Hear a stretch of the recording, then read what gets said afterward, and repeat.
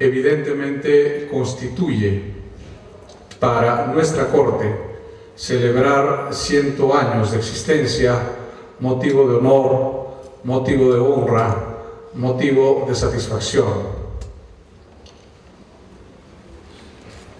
Los últimos 30 años, tal vez un poco más, el Estado peruano ha empezado a desarrollarse de manera importante, reconocido internacionalmente. Y por cierto, esto nos satisface a todos.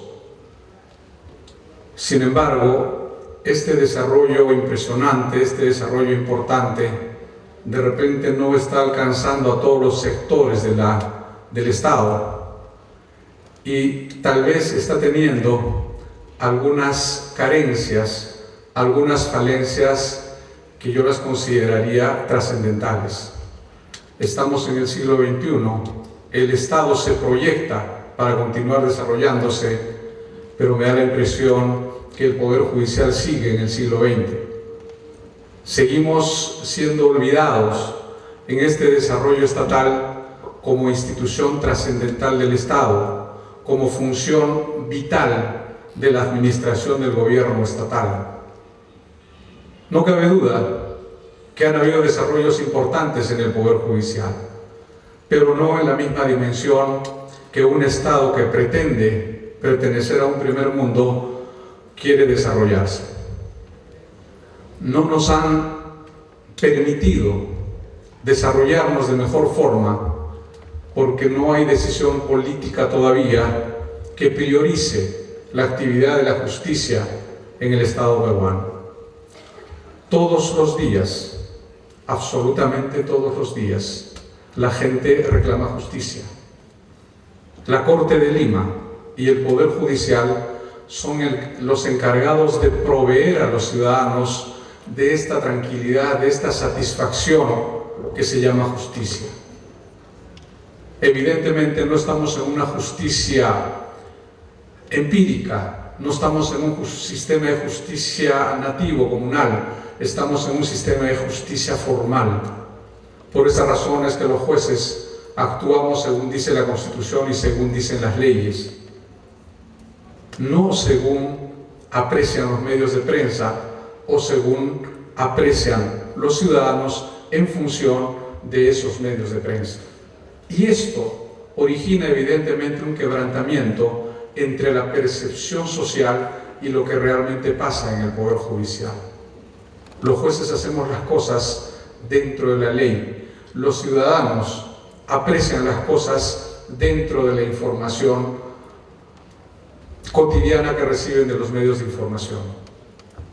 Regularmente existe una colisión porque la apreciación ciudadana puede resultar diferente a esta justicia formal. Entonces, nuestra percepción como Poder Judicial, nuestra percepción como Corte de Lima sigue siendo disminuida.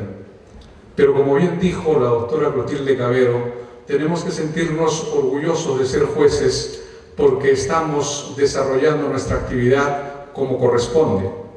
No digo que esto sea perfecto, no digo que esto sea el mejor de los mundos en materia de justicia, pero tengo que agradecer el comportamiento de los señores jueces, de los señores trabajadores, a pesar de las remuneraciones que les pagan, que son probablemente uno de los dos más bajos de la administración pública. A pesar de esas circunstancias, siguen todos los días haciendo con fe, con buena disposición, con vocación y sobre todo con convicción lo que tienen que hacer.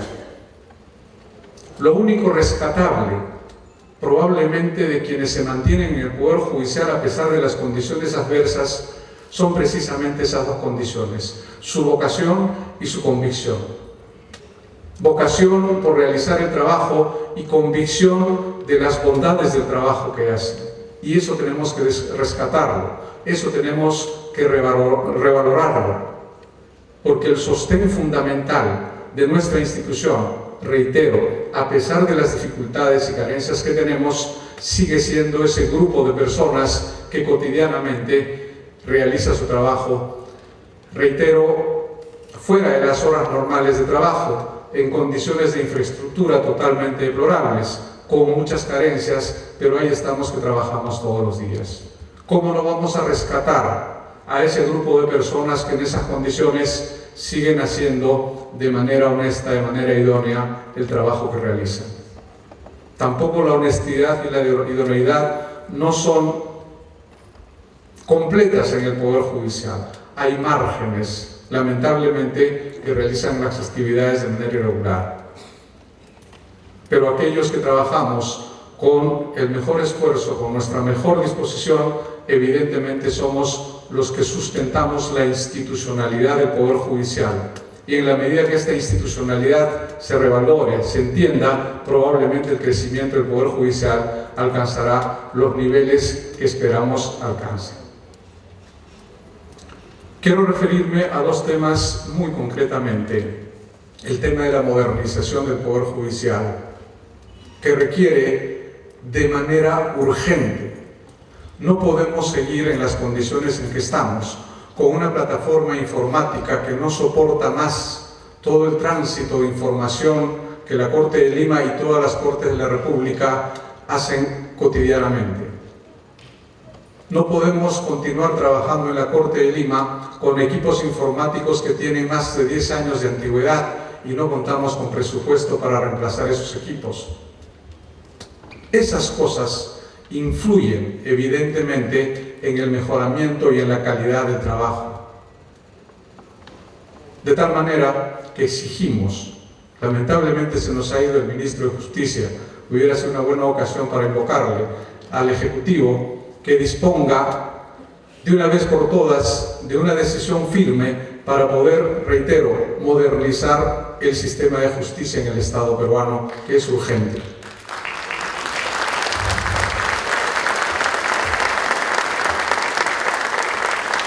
Solo si nos ponemos a la altura del desarrollo del Estado, un Estado que quiere ser moderno, un Estado que materialmente se desarrolla bien, pero un Estado que olvida sus instituciones tutelares, evidentemente tendremos mejores condiciones de desenvolvimiento internacional de nuestro Estado.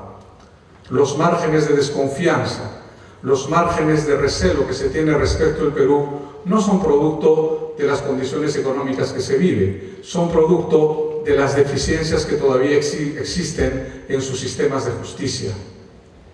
Entonces, es tiempo, creo yo, que de una vez por todas tomemos por impulso de los jueces, todos los ciudadanos de la República, la decisión de cambiar al Poder Judicial y ponerlo en el nivel que le corresponde estar. Este llamado de modernización a través de una decisión política no es la primera vez que se hace. Constantemente estamos preocupados porque el sistema de justicia en el Estado peruano mejore. Sin embargo, seguimos siendo tratados por el Estado en su conjunto como una entidad accesoria, como una entidad adicional que presta un servicio que para el Estado aparentemente no es primordial, pero que sí es fundamental para el desarrollo histórico de la República. El segundo tema que quiero abordar, de los muchos que están en este discurso, es el tema de la litigiosidad del Estado, que tiene que ver con lo primero que estamos refiriendo. ¿Por qué tradicionalmente se olvidan del Poder Judicial? Si ustedes observan, una de las entidades más demandadas ante el Poder Judicial es la administración pública. Todos los días policías, maestros, estudiantes, sectores importantes de la sociedad vienen con sus demandas contra la administración estatal ante el Poder Judicial. Y en el Poder Judicial formamos miles de expedientes como consecuencia de estas demandas. No las impulsamos oportunamente porque tenemos mucha carga procesal y tenemos deficiencias logísticas, deficiencias de personal. Consecuentemente, estos juicios contra el Estado no marchan al ritmo que debieran marchar. Y cuando concluyen estos juicios, la ejecución se convierte en un verdadero calvario para los ciudadanos. Esto nos lleva a pensar que de repente ese desinterés del Estado no es un desinterés sin percatarse de lo que está pasando, sino más bien un desinterés interesado. Mientras las cosas en el sistema de justicia del Estado peruano sigan en las condiciones en que están, evidentemente el demandado, los demandados seguirán siendo privilegiados sin sanciones en las actividades irregulares o inadecuadas que desarrollan, cuando precisamente el sistema de justicia del Estado es aquella entidad que tiene que equilibrar, que tiene que establecer balances adecuados entre la administración y los ciudadanos, labor que a duras penas tenemos que cumplir ante todo el aparato estatal que cotidianamente sigue soportando demandas y sigue alegando situaciones que en muchos casos, y los jueces sabemos, son alegaciones totalmente inconsistentes. Mientras el aparato de justicia siga siendo deficitario, evidentemente quienes reclaman justicia oportuna, justicia pronta y justicia eficaz van a verse perjudicados porque esto no va a ser posible. Nosotros mismos jueces, cuando nos retiramos, ¿cuántas demandas interponemos contra el Estado para que se cumplan con elementales derechos fundamentales de carácter previsional? Y el Estado no los ejecuta. Por eso llamo a reflexión, a fin de que los jueces, quienes tenemos que ser los que encabecemos este reclamo frente al Estado-Gobierno de modernización del Poder Judicial, efectivamente se produzca, porque solo de esa manera tendremos una administración pública idónea, controlaremos los actos de la administración de manera eficaz y exigiremos a la administración pública el cumplimiento de sus obligaciones con todos los ciudadanos que cotidianamente inician diversas demandas por vulneraciones de diversos derechos fundamentales. Quiero concluir esta conmemoración del 190 aniversario de nuestra Corte haciendo mención a algo que todos en la Corte Superior de Justicia de Lima sabemos. Nos han desactivado, nos han modificado cerca de 100 órganos judiciales en lo que va del año a través del Consejo Ejecutivo del Poder Judicial. Constituye el Consejo Ejecutivo del Poder Judicial, por mandato de la Ley Orgánica del Poder Judicial, la entidad ejecutora más importante del Poder Judicial, que debe preocuparse por la eficiencia y eficacia del sistema de justicia a nivel nacional.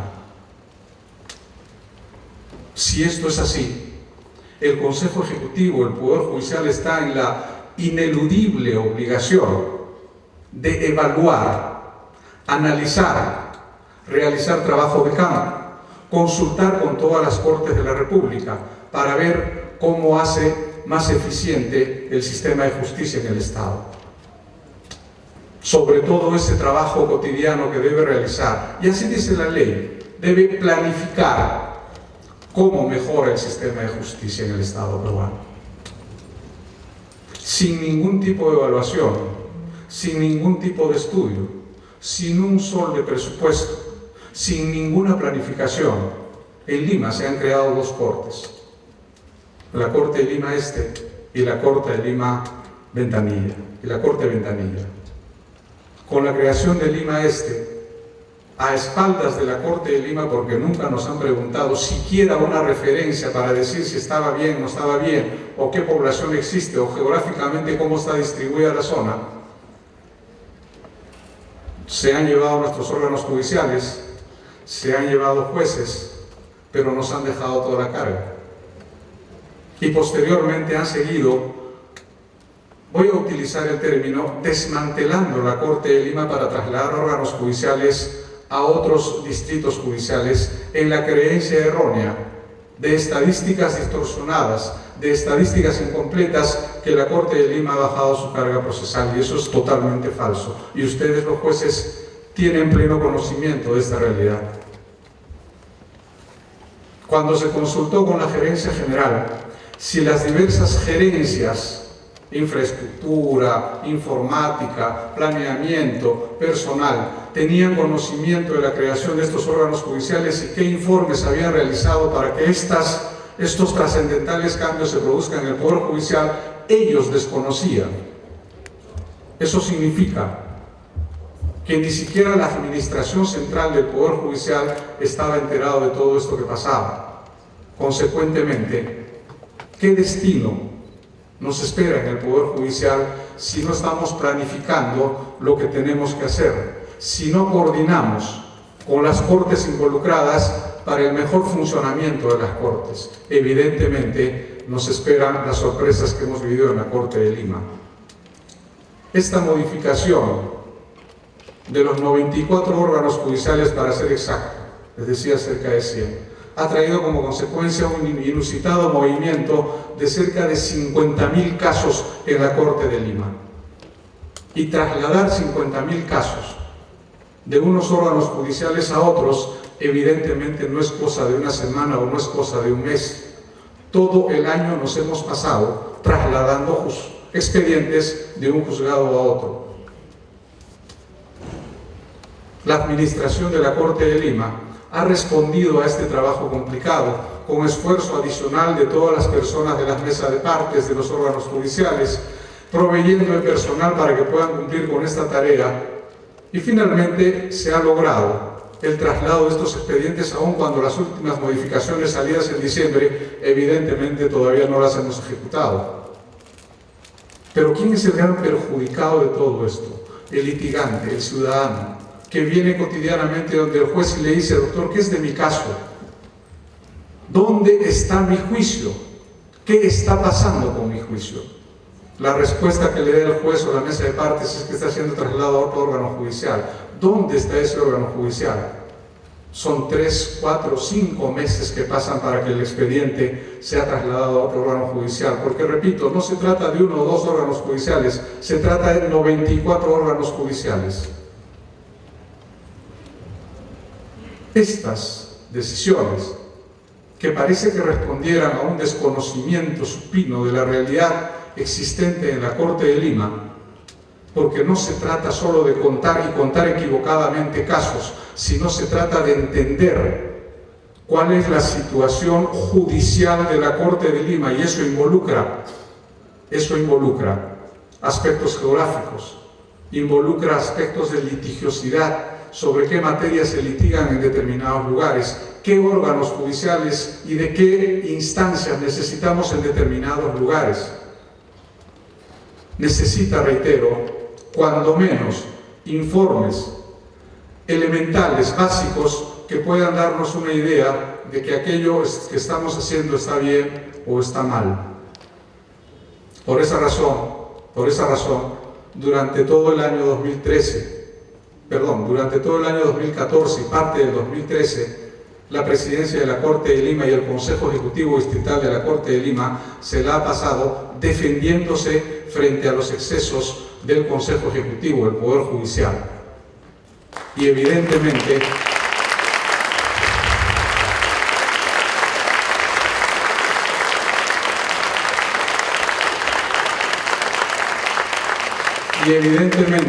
una administración en esas condiciones no prospera. Una administración en esas condiciones no tiene posibilidad de hacer cosas porque está preocupado por la sorpresa que vendrá la siguiente semana. Lo mínimo que exige la Corte de Lima es respeto. Lo mínimo que exige la Corte de Lima es que el Consejo Ejecutivo del Poder Judicial nos diga: estamos pensando hacer esto, ¿qué les parece a ustedes? O denme la información necesaria para poder hacer esto. Jamás hemos sido convocados, y a pesar de los pedidos que hemos hecho de participar, de intervenir, de colaborar con esta buena intención probablemente de mejorar el sistema de justicia, igualmente nos han ignorado. Y esa no es forma de hacer más eficaz y eficiente el sistema de justicia, como la ley orgánica le reclama al Consejo Ejecutivo del Poder Judicial. La ley dice: el Consejo Ejecutivo debe dotar de infraestructura adecuada a todos los juzgados, a todas las Cortes Superiores de la República. Debe dotar del presupuesto adecuado a todos los distritos judiciales. Debe dotar de aquello elementalmente necesario para que los órganos judiciales funcionen adecuadamente. Lo que pedimos es que se cumpla aquellos propósitos que la Ley Orgánica del Poder Judicial le ha designado al Consejo Ejecutivo del Poder Judicial. Por eso es que tenemos representantes de los superiores y de los señores jueces para que ellos precisamente coordinen con los distritos judiciales y vean qué cosa es más conveniente para cada corte. Sin embargo, y esto lo saben ustedes, todas las decisiones se han basado en informes de escritorio por gente que no sabe lo que significa el trabajo de un juez y sencillamente sobre base, reitero, de estadísticas, ni siquiera completas, estadísticas que circulan por el sistema del Poder Judicial que, como todos sabemos, resultan necesariamente incompletas por diversos factores. Sobre esa base se han tomado decisiones. Probablemente el Poder Judicial en los siguientes años tendrá que estabilizar esta situación y esperamos que las nuevas gestiones que se vienen para el Poder Judicial enderecen estas decisiones y puedan idóneamente, adecuadamente, con intervención de todo el Poder Judicial, tomar decisiones más acordes con la realidad de cada corte y de todo el sistema de justicia a nivel nacional. Quiero concluir rindiendo homenaje a todos los jueces de la Corte de Lima en esta conmemoración del 190 aniversario, a los que están acá presentes, a los que en este momento están trabajando en sus órganos judiciales, porque ni siquiera hemos suspendido las actividades jurisdiccionales por las complicaciones que tenemos en el trabajo judicial. No hemos podido hacerlo porque muchos jueces me dicen: no he tenido tiempo de concluir con mis audiencias, tengo informes orales, tengo lecturas de sentencia, tengo que seguir trabajando. Y efectivamente siguen trabajando. Quiero rendir homenaje también a aquellos señores jueces y trabajadores que ya no están con nosotros, que han dado en muchos casos su vida para la Corte de Lima. Y ese es el fundamento trascendental, esa es la base elemental en la que se sustenta la más importante y la más grande Corte Superior de la República. Debemos continuar y no debemos descuidar que nuestro trabajo judicial tiene que seguir siendo valorado, y la única opción que tenemos de que esto sea valorado es cuando hagamos siempre bien las cosas, siempre como dice la Constitución y siempre como dice la ley. Será el mejor sustento para superar las dificultades que tenemos y será el mejor sustento para celebrar dentro de algunos años más los 200 años de creación de la Corte de Lima, que al ritmo que vamos, evidentemente no va a estar al ritmo de los 200 años de la independencia de la República, porque siempre andamos retrasados por olvido, reitero, puede ser interesado de los gobiernos de turno estatales que tradicionalmente pretenden someter al Poder Judicial desde diversas perspectivas y diversos factores, lo que felizmente en este tiempo de desarrollo del Poder Judicial todos los jueces y todos los trabajadores entendemos que no tiene que ser de esa manera. Por el contrario, tenemos que actuar con absoluta independencia, con absoluto desprendimiento de las presiones que cotidianamente existen para los órganos judiciales, y tenemos que aprender a trabajar con más honestidad, con más eficiencia, para seguir engrandeciendo la Corte de Lima. Muchísimas gracias y muchas felicidades a todos los señores jueces por los 190 años de libertad.